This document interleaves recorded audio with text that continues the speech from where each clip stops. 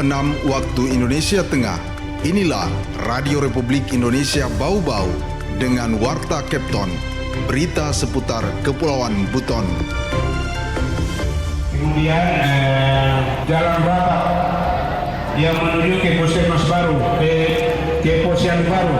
Di sampingnya rumahnya mereka hotelnya Lamurama. Di akhir tahun 2024 dan 2025 akan fokus pada pengembangan Bandara Batu Ambari.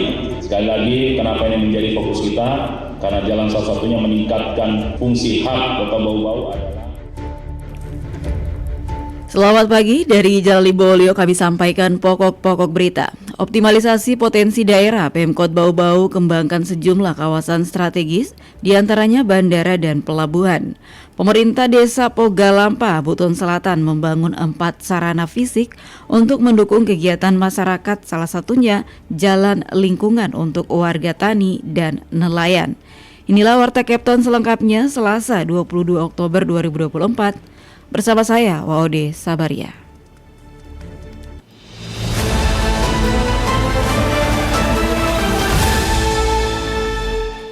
Saudara, kita awali berita yang pertama. Optimalisasi potensi daerah, Pemkot Bau-Bau kembangkan sejumlah kawasan strategis, diantaranya bandara dan pelabuhan. Mengenai hal itu, Hairul Mulku melaporkan. Di akhir tahun 2024 dan 2025 akan fokus pada pengembangan Bandara Batu Ambari.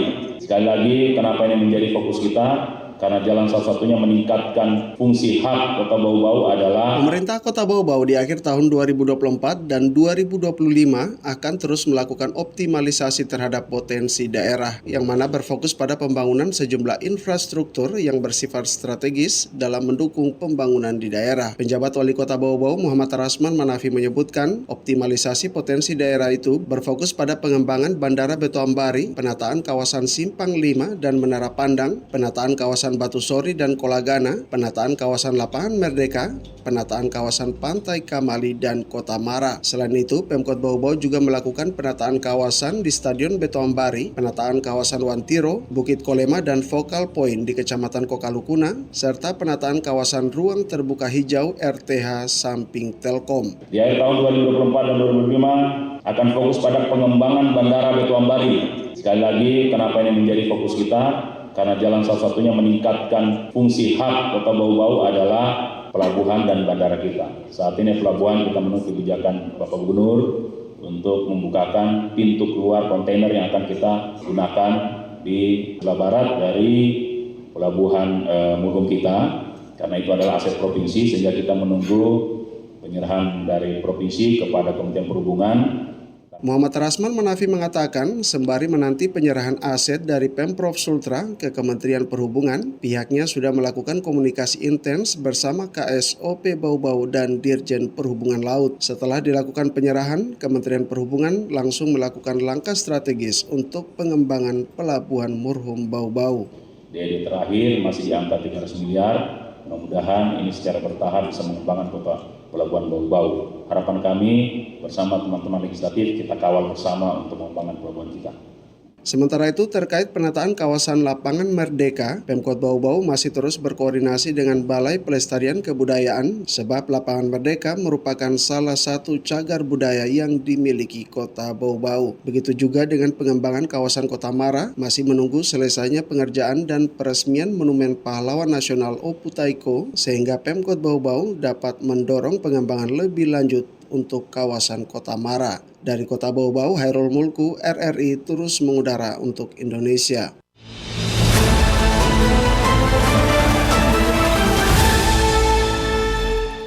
Baik pendengar, kita ke berita berikutnya.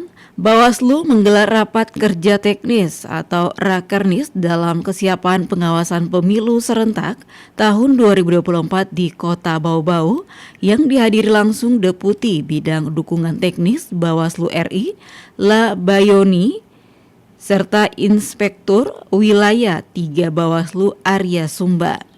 Raker teknis ini bertujuan untuk memperkuat pemahaman atas kerja-kerja aplikatif pengawasan, penanganan, pelanggaran, penyelesaian hingga memahami lebih mendalam pengaturan Perbawaslu yang khusus mengatur tahapan pemilihan.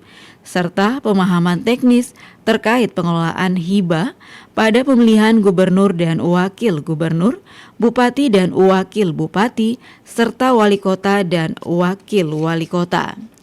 Deputi Bidang Dukungan Teknis Bawaslu RI Labayoni juga menegaskan tahapan pengawasan kewenangan pemilu akhir ada di Bawaslu RI, sementara pengawasan tahapan kewenangan pemilihan ada di Bawaslu sesuai dengan tingkatannya, yakni Bawaslu Provinsi dan Bawaslu Kabupaten Kota. Labayoni juga mengatakan kegiatan-kegiatan yang dilaksanakan oleh Bawaslu RI antara lain tugas-tugas yang sangat banyak diselesaikan di tingkatan masing-masing, tetapi ada juga kewajiban yang harus dilaksanakan untuk menghadiri undangan-undangan kegiatan yang diselenggarakan oleh Bawaslu Provinsi atau Bawaslu RI. Labayoni juga berharap Bawaslu Provinsi, Kabupaten Kota, Panwaslu, Kecamatan sampai jajaran terendah harus dapat memahami Perbawaslu dan peraturan KPU sebagai dasar pelaksanaan pengawasan termasuk surat edaran dari Bawaslu RI. Anda sedang mendengarkan Warta Kepton, berita seputar Kepulauan Buton. Baik pendengar, masih di Kepton Pagi dan kita ke berita lainnya. Melalui dana desa, pemerintah desa Pogalampa Buton Selatan membangun 4 sarana fisik untuk mendukung kegiatan masyarakat, salah satunya jalan lingkungan untuk warga tani dan nelayan. Selengkapnya Waode Nurliani melaporkan. Masyarakat tani dan nelayan Desa Pogalampa, Kecamatan Batauga, Kabupaten Buton Selatan dapat mudah mengakses kebun dan laut Sambalagi. Hal tersebut berkat pembangunan jalan sepanjang 92 meter terletak di Dusun Sambalagi. Jalan yang dulu tidak bisa ditempuh dengan kendaraan bermotor, kini dapat diakses dengan kendaraan karena jalan lebih luas dan berbahan dasar beton. Kepala Desa Pogalampa Lanabi mengatakan, tahun ini pemerintah desa membangun 4 bangunan fisik untuk mendukung kegiatan masyarakat dan ritual adat tahunan, salah satunya jalan lingkungan. Pembangunan jalan puluhan meter ini menggunakan anggaran program dana desa tahun anggaran 2024 dengan total Rp104.500.000 lebih yang terbagi dalam pembangunan fisik Rp99 juta dan operasional Rp5 juta. Kegiatan ritual di bulan 4 itu desa, sumber dananya dari alokasi dana desa. Kemudian jalan rata yang menuju ke puskesmas baru, ke posyandu baru, di sampingnya rumahnya mereka hotenya Lamurama. Itu sumber dananya juga dari alokasi dana desa. Bukan, dari dana desa, bukan ADD. Itu jadi yang kita laksanakan pembangunan tahun ini sebanyak 4 jenis itu. 4 jenis pembangunan. Selain jalan lingkungan, tahun 2024 melalui anggaran dana desa dan alokasi dana desa, Lanabi telah membangun 4 item bangunan fisik, 3 lainnya yakni Bantea atau tempat pertemuan warga di dekat sumber mata air pelaksanaan ritual Pilomano WE. Selanjutnya talut Bantea di kawasan Laut Matapulu Desa Pogalampa untuk mendukung kegiatan ritual harwa tahunan di kawasan tersebut, serta pembangunan drainase untuk kawasan yang menjadi langganan genangan air saat hujan. Wade Nurliani, reporteri Bau-Bau melaporkan.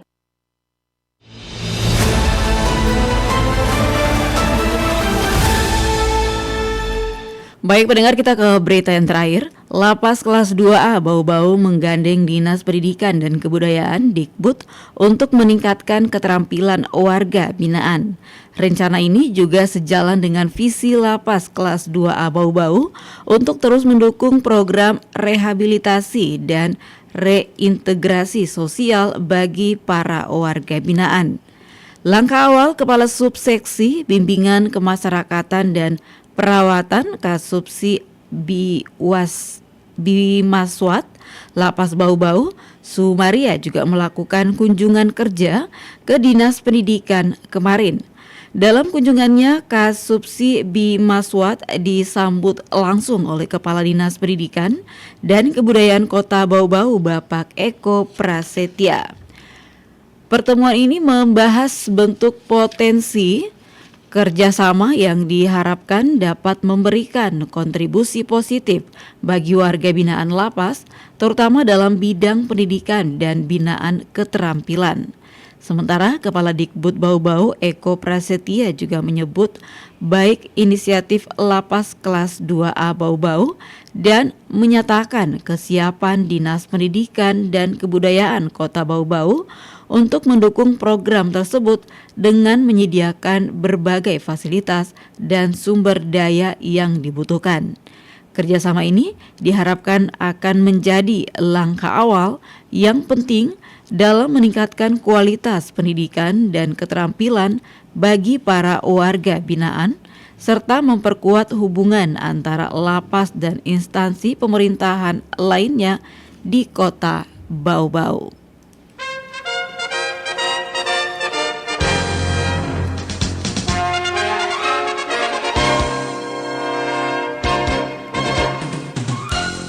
Saudara, sebelum kami akhiri, kembali kami sampaikan pokok-pokok berita. Optimalisasi potensi daerah, Pemkot Bau-Bau kembangkan sejumlah kawasan strategis. Pemerintah Desa Pogalampa, Buton Selatan membangun 4 sarana fisik untuk mendukung kegiatan masyarakat, salah satunya jalan lingkungan untuk warga tani dan nelayan. Demikian Warta Kapten hari ini, mewakili kerabat kerja saya ucapkan selamat pagi.